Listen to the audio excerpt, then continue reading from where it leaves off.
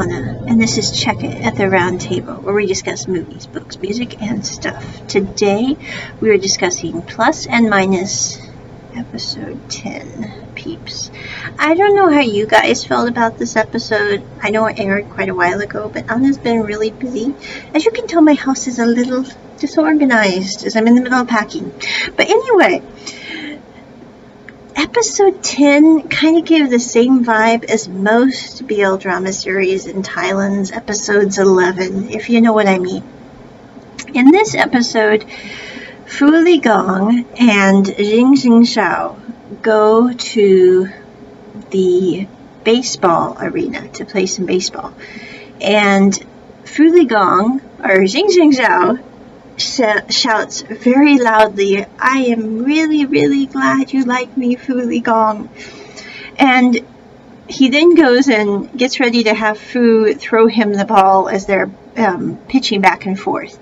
And Fu Li Gong instead says, "We're breaking up," and drops the ball terribly toward Jing Xiao. And Jing Xiao is sitting there going, "What just happened? Why is Fu doing this?" You can tell he's sitting there going, "How did we go from everything's fine and hunky-dory?" Not really, because my dad's a little upset, but how did we go from that to Fu sitting there going, "We're breaking up"? So he marches over to Fu and he goes, "What is going on? Did I do something wrong? Are you unhappy? What's up?" And he said, "Well, I thought I liked you, but the more that we started dating, the more I realized that I didn't like you as much as I thought I did, and so we're breaking up. And we can still be friends, we can still be brothers, but we're breaking up." And Jing sits there and goes, "This is nonsense," and he just walks off. Now, I will say, as I mentioned before in the previous episode, everybody was kind of mad at Fu for episode 9 and episode 10. I will say, I unfortunately totally get Fu. Not because I think he did the right thing. I really, really think he did the wrong thing. But I totally understand why Fu did what he did. Because he was sitting there going, "I don't want Jing to lose his dad. I don't want Jing to lose his sister. I don't want Jing to lose his world. He's already losing his mother." And instead of coming to Jing and talking about it like, you know, a very mature person would do, Fu is internalizing all this and goes, "The best way for me to handle this entire problem is to eliminate myself from the entire picture, and then Jing will have a perfectly happy life, I will somehow have a life, and we will be fine." As you can tell, I don't think this was a good plan at all. And as the episode progresses, things get progressively worse because Fu tells Jing he's breaking up with him. Then he goes and he takes and brings Jing back all the stuff from when they were dating, the roses, the whatever. And also the other thing to realize is they really haven't been dating that long. Maybe, I'm guessing, 2 weeks at max at this point. Now, I know they've known each other their whole lives, but it is one thing to be friends with someone for 27 years, and another thing to date them for 2 weeks and think that you're probably going to end up together because you really like one another and have gotten along your entire lives.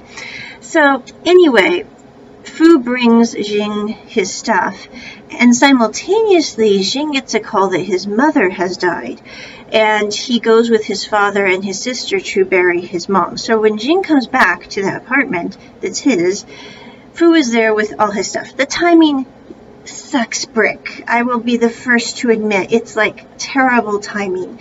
And you can tell that I think what's going through Fu's mind is it would kind of, anyone in his places, he's going, "This hurts Jing now, but it will hurt him worse if we continue on in this relationship and his dad cuts him off or he loses his place in his family." And so because of that, you have this friction between Jing and Fu. And when Jing comes back, you know, I do have to say, I think Jing is not that intelligent of a person. He's a nice person, don't get me wrong, but he's not the sharpest tool in the shed. But I have to say, in this episode, I thought it really shined positively on his character in many ways, on how he dealt with a couple of major issues that came up with Fu. Like when he comes back from his mother's funeral, when he sees that Fu's brought him the stuff, he says, "You know, Fu, I saw today how my dad loved my mom, even though there was friction between them. And even though in his case, my mom didn't reciprocate in the same way. What if we give this one more chance? And I don't think in this situation Fu would have never agreed to it, because Fu thinks that he is part of the problem, and so therefore he must remove himself from the equation, as it were. I think this is called fractional something. I'm not sure. Anyway, math, I was never really good at that. But anyway, so Fu walks out. He doesn't even really respond to Jing. He just says, I have to go. And the next thing you see is Jing goes to his dad, because his dad has just lost his wife. Now, granted, they were separated for 20 years. His dad had to raise Jing and his sister by himself.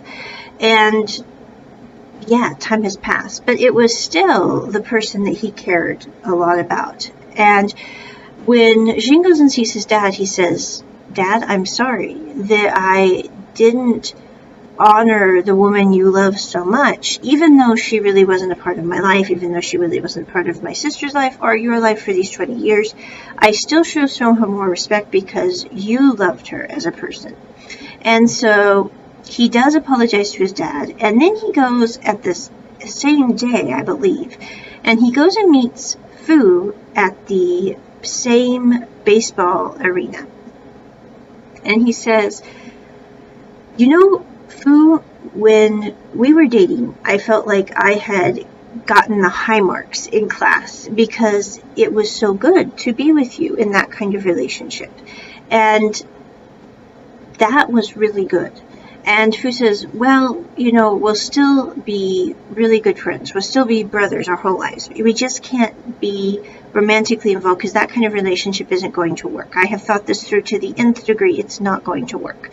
And you can tell, I don't mean it bad, I'm going, if overthinking was a superpower, I think it would make some people just, they would have the cape, as it were, because you can overthink things to the nth degree and then never get to where you want to go. I remember I was talking with a friend once, because I really don't like the dating thing, as some of you know from my previous podcasts. I'm not against dating, and I'm not against marriage, and I'm not against any of that romantical stuff. I simply don't really like the process myself.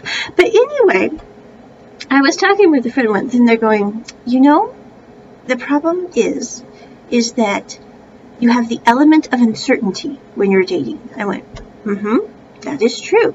And they were like, for people who overthink, that is a big problem. And I was like, yeah, that would be absolutely right for those who overthink. Because if you overthink and you kind of care about people well, you're going to sit there and go, will this be best for them? Will this be the best way to make sure they have a good life? Will this be the best way to take care? And honestly, if you sit there and think about it too much, you will probably never date, because it's way too complicated and there are too many variables to try to protect the person you care about against.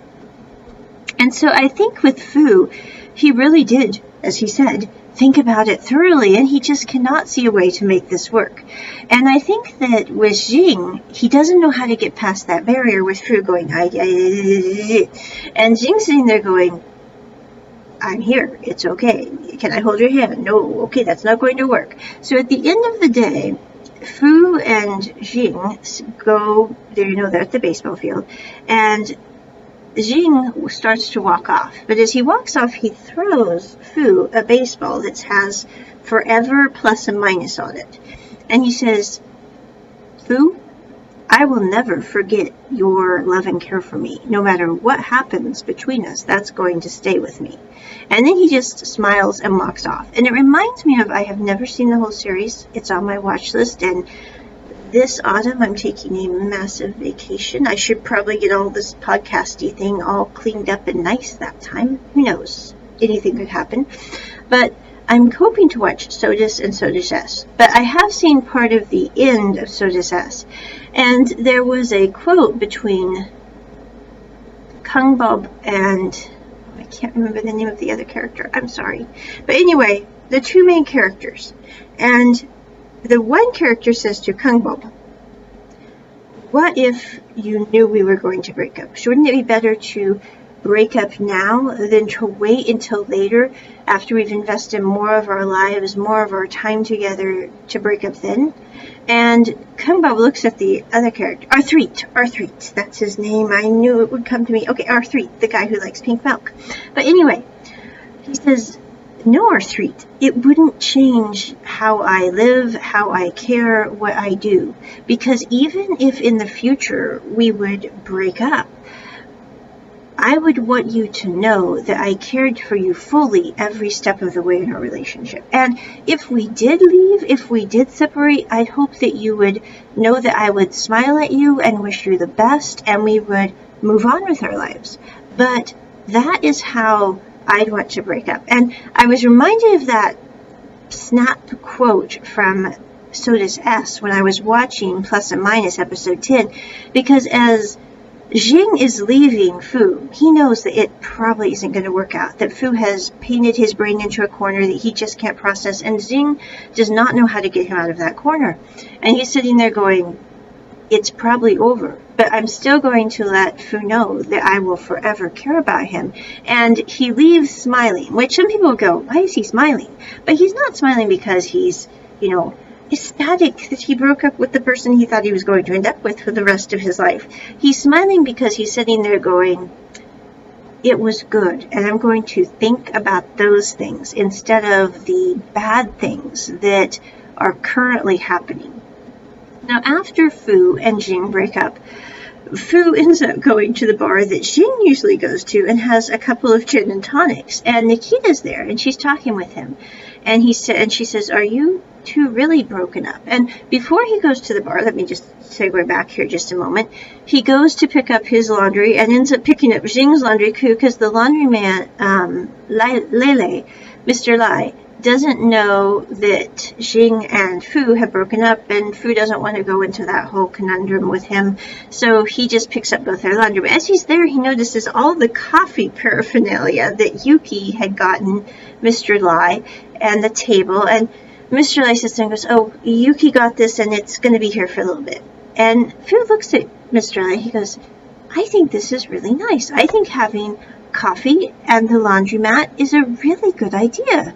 And he then goes, and Mr. Lai kind of sits there and goes, maybe, just maybe, I can have both the things that I like. I could make coffee and I could have the cafe. Simultaneously, Yuki, who has felt that he maybe just totally torched his relationship with Mr. Lai because he got rid of the clothes, which had been there for years, and nobody was going to pick up, but Mr. Lai was attached to because he can't get rid of anything. Yeah. So anyway, he's been having trouble working. He's been having trouble, just trying to deal with how does he deal with this issue with Mr. Lai, because he's never ran into something like this in a relationship before. And he ends up talking with Lele, who her dad forgot to pick her up from school. So Yuki, knowing that this could maybe be a problem, ended up picking her up from school. And Lele says, Yuki, do you not like my dad anymore? And he says, no, I like your dad, Lele, but I don't know how this is going to work because I took the clothes, and Lele sits there and goes, those clothes need to go. You did the right thing. They had been there for a very long time, Yuki. This is not really your problem. And he's like, well, still, your dad is upset with me because of the clothes, and I don't know how to, deal with that. And she kind of looks at him and she goes, well, Yuki, my dad, after my mom and dad divorced, has been very unhappy and very overworking. And after he met you, he was happy again, and he wasn't working so hard.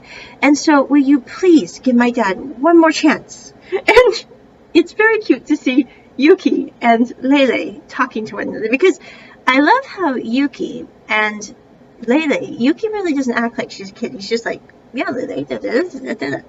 Because I think that a lot of times people try to make children, they don't tell them what they're thinking, which can be very difficult. I'm going, if you were a kid, you'd want to know what's going on. But anyway, I really like that about Yuki. But now we're going to segue back to the bar with Fu. And Fu and his two gins and tonics. And Nikita's standing there, kind of helping him get his drinks. And she says, so you and Jing have broken up? And he's like, yes. And he's going, the thing that wakes me up now is the fact that we're not together, and that reverberates through my mind, and the fact that I won't see his very happy smile when in the morning or in the afternoon or in the evening, because we're not a couple anymore. And that kind of thing is what made me happy during the day, and now I don't have that. And isn't that weird? That's what you love about people, is the crazy things that might seem so small when you think about them originally. And he says, and I'm going on a blind date. Now, I really don't get why Fu is going from being wishing to going on a blind date. I'm going, this is like the worst thing you could possibly do. I mean, all the relationship things, they never go rebound on things. I mean, seriously, and a blind date for a rebound, that's like... Okay. But anyway, so Nikita finds out that Fu is going on a blind date. So the next day, Fu meets the woman who heads the blind dates. I didn't know there were people that did this for a living, but apparently in Taiwan, there are women who manage blind dates. Who knew? So anyway, and I'm not against, well, I am against blind dates. That seems really... I have to say, though, I come from Americas, where I grew up, and people who went on blind dates, those could turn out really weird. So anyway, I don't know, maybe in Taiwan, they're perfectly respectable and all that, but yeah, in America, it's not always a good decision. But anyway, Fu meets with the blind date lady, I guess is what we'll call her, and she says, you know, you guys really gave me trouble the last time I met you, but you seem like a very nice person, and we'll see if we can find you a very nice girl. Why haven't you ended up, you know, having a girl like you already? And Fu, of course, does not go into the fact that I just broke up with my best friend, and she's a guy, and I'm looking to rebound from this terrible incident. And she says, well, never mind. We don't need to worry about this. I will find you the perfect blind date. And so she says, now, though, are you tired? I know you're a lawyer, because if you're tired, maybe this kind of relationship thing isn't for you. And so then the audio cuts and you really don't know the rest of it. So Fu is going to his blind date. He is sitting there at the same table that he was at the last blind date. And up comes Nikita with her hair done differently and a very nice dress, which is very Nikita's. I mean, I like Nikita's clothes, don't get me wrong, but very different style from what she normally wears. And she plops down at the table, and Fu's sitting there going, Nikita, what are you doing here? This is my blind date. And she says, Fu, you have a problem, and I have a problem. We are both similar in our problems, that when we get in a stressful situation, we tend to rush out and do something that we might regret later on because we want to get out of that situation. She said, I'm just saying this blind date thing might not be the best of things for you to rush into. And so she's sitting there, and he's going, well, I don't like blind dates now, but maybe tomorrow I'll like blind date. And Nikki's like, Fu, you're rushing into this. This is not a good plan. And so the girl who he's supposed to meet comes up and says, Fu, who is this lady? And she says, oh, I'm Nikita. I'm Fu's girlfriend. And so his blind date goes bad, and I have a feeling the blind date lady will never help him again. But anyway, after the girl leaves, Nikita says, listen, Fu, you and I are very similar. Yuki brought this up one time, and I really didn't pay attention to it, but when you were talking to me the last time we were, at the pub, I realized you and I are similar. And if you are going to date someone, maybe you should date me. Would you think about it? I'll change for you, you'll change for me, we'll make a couple possibly. At least give it an idea, because it's better than this blind date I gave you now. Now, I think personally, this was a terrible idea as well, but I do think that it's kind of funny, because in one way, how I say this, Nikita is a very hands-off person. She's like, you can date me, you cannot date me. I really, either way, am okay. But if you're going to date someone, I think I would be a much better pick than this other woman. Going, I don't know, but Taiwanese drama has some interesting women. I mean, we have this lady Nikita in this drama. We have, in history, to right or wrong, Yezi. I mean, no offense, I'm going, you really can't beat Yezi. But anyway, So Fu was kind of sitting there going, how do I nicely tell Nikita that no, I do not want to date her. No, I do not think we should change so that, we make our partners happy because we are what we are. And so you have him trying to do this, and he ends up standing up and going, Nikita, and at that point she just gives him a big hug. And he's like, I really don't know how to handle this in a coffee shop with this person. I really don't know except as the bartender. So anyway, he's trying to deal with this hug, and as he's dealing with that, Jing walks by and sees Nikita hugging Fu. Now I will point out that Fu is not hugging Nikita back. He's just sitting there and like, I really don't know how to handle this. This is awkward as all get out. Somewhere very warm. You all can imagine what I'm thinking. But anyway, that is how episode 10 ends. This episode I really didn't like. I wish that we would someday have a BL drama that has no conflict. I mean, there are relationships that people have that do not have, a big breakup before they come back together as a couple. I'm just saying it would be nice to see one of those shows one of these days. I don't know when, but maybe. But overall, I really like this show. I also really think that the characterizations, it is a little slow moving. I will be the first to admit. I've had many comments I've seen on Vicky Rukatom where people say this is boring, it's slow, I'm getting bored. But the other thing that I think is Taiwanese drama is slower than other dramas. And not to be bad to Taiwanese drama, I really like Taiwanese drama. But you have to savor it like a fine wine. And so, therefore, it's not something that you're just going to sit there and binge watch the first time through, because they don't let you do that. You have to wait, 12 weeks for the whole story. And then, lo and behold, guess what? Next week, they're giving you the extra episode. It's on Gaga Ooh La La, and it's also on Vicky Rukaton. It will be airing on July 7th. I'm just saying, peeps, I know where I will be. But anyway, the thing that I think about this series is it reminded me a lot of, I think it's very interesting that we've had Bad Buddy, we've had Plus and Minus, and we had one other series that involved friends. I'm trying to think of what it was recently.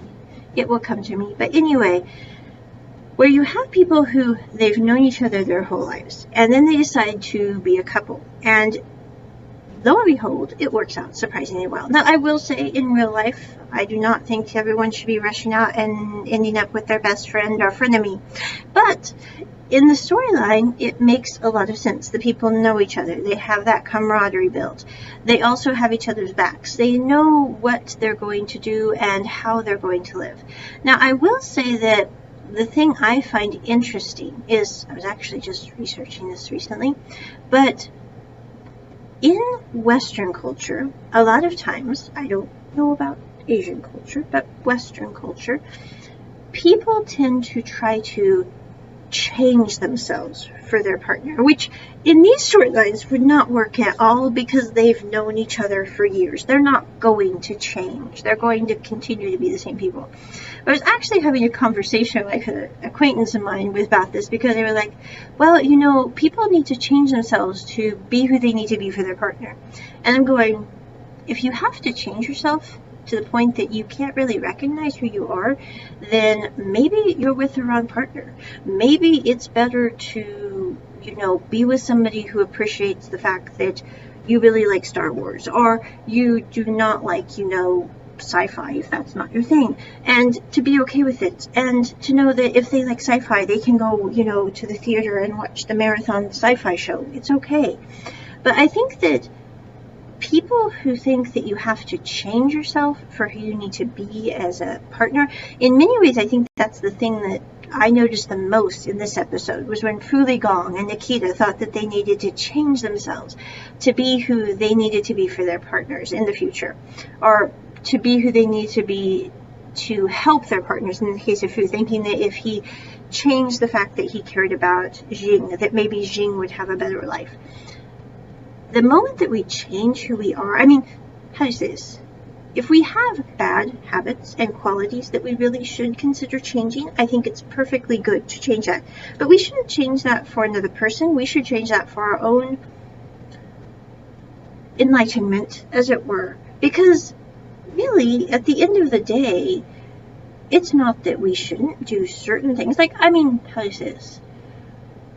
If I had a roommate, which I had for like 21 years, and my roommate came to me and said, I really think we should do X, I would go, that makes sense. We can redo the way we dry dishes, for example. That makes practical sense about doing dishes with more alacrity. Okay, that's good.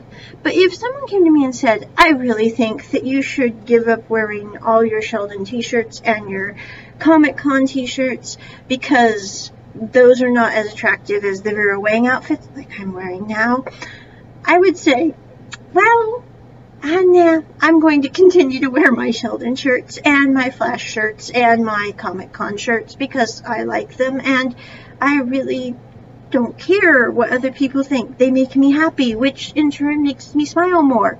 So I'm like, not that this Vera Wang doesn't. I really like Vera Wang. It's one of my favorite brands. I rarely have brands that I like, which is funny because I'm like, I'm not really into black and white, but this looks so nice and classy and sophisticated compared to other attire. But anyway, so my point is I don't think people should change to be the person that their partner desires. It's kind of one of those Stepford wife conundrums. Do you really want to be a Stepford wife or husband depending or partner depending? Nah, I don't think so. So I think that if people really are meant to be together, they're going to like people the way they are without a bunch of alterations. And I think the happiest couples I've ever seen have been couples who were like, we don't want to change the person we're with. We've been with them for a long time. We know each other. We get it. It's okay. Do they do some things that drive me nuts? Yes. Do I do some things that drive them nuts? Oh, yes. Do we laugh about it and move on? Yes. And that is my review of Plus and Minus episode 10. You can watch this on Viki Rugaton. You can watch this on Gaga Ooh La La. They have subtitles for both. I will say the subtitles vary a little bit between the two, so I actually watched them on both to try to get the full subtitle effect. Yes, I am a high-functioning autistic, but it was interesting to see the different subtitle variants. Check it at the round table. Bye!